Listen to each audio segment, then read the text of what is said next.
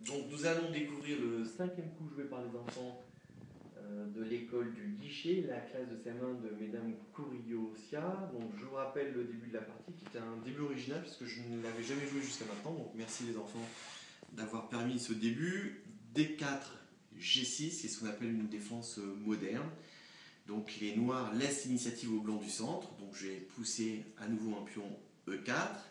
Il jouait le deuxième pion B6, qui s'appelle les fianchetto, parce que l'idée c'est de mettre les fous en G7 et les fous en B7.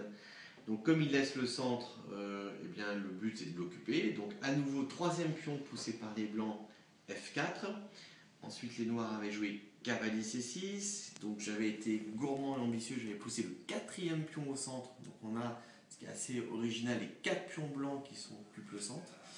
C4, et là les noirs qui donc jouent le fou fianchetto fou G7, qui donc commence à attaquer le centre, à le contester, puisque le fou attaque ce pion, qui est aussi attaqué par le cavalier, et qui n'est défendu que par la dame.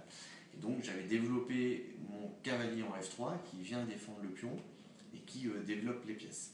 Donc on va découvrir le coup de la majorité, donc le coup joué par les enfants.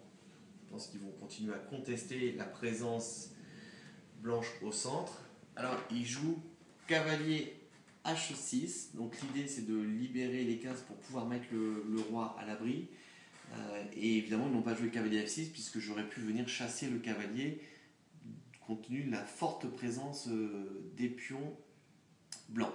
Donc moi je vais continuer à développer mes pièces. Il y a plusieurs possibilités. On va continuer à développer peut-être le cavalier. Donc cavalier C3 qui vient donc consolider le pion E4. Donc ce cavalier défend ce pion-là, ce cavalier défend celui-là.